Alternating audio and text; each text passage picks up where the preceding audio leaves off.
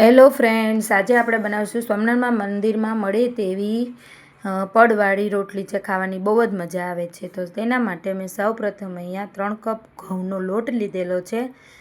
તેને મેં જરૂર મુજબ પાણી એડ કરીને મેં સરસ રોટલીનો લોટ રેડી કરી દીધો છે, જે તમે આમાં જોઈ શકો છો.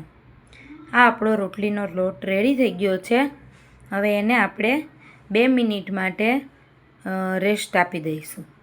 2 મિનિટ પછી મેં અહીંયા એક પાટલી લીધેલી છે રોટલી બનાવવા માટે. એની ઉપર મેં 2 લોટના લુવા લીધેલા છે અને 2 લુવા ઉપર મેં પહેલાં તેલ લગાવી દીધું છે આછું, અને ત્યાર પછી મેં એની ઉપર લોટને સ્પ્રિંકલ કરી લીધો છે અને 2 લુવાને ભેગા કરી લીધા છે.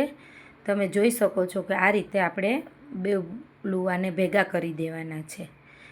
અને 2 લુવા ભેગા થઈ જાય ત્યાર પછી આની સરસ રીતે આપણે એક રોટલી રેડી કરી લેવાની છે વેલણની મદદથી.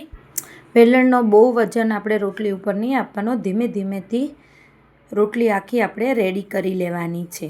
અને ત્યાર પછી મેં અહીંયા ગેસ ઉપર એક તાવડી ગરમ કરવા રાખી દીધી હતી. તે ગરમ થઈ ગઈ છે. હવે આપણે એની ઉપર રોટલી સરસ રીતે શેકી લેવાની છે. તો એક બાજુ મેં અહીંયા થોડી શેકાઈ જાય એટલે પાછું બીજી બાજુ મેં શેકવા રાખી દીધેલી છે. ફેરવી દેવાની છે રોટલીને. અને આવી જ રીતે આપણે બીજી બાજુ બી એને શેકી લેવાની છે. અને 2 બાજુ થોડી શેકાઈ જાય એટલે પછી આપણે પાછી એકવાર બેવને ફેરવીને અને એકદમ સરસ રીતે રોટલીને આપણે પકાવી દેવાની છે. અને તમે જોઈ શકો છો કે આમાં પડ આપણને જુદા થતાં બી દેખાય છે.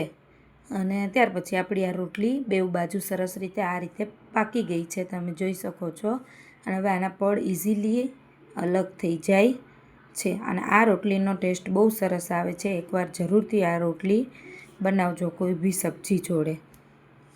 Thank you for watching.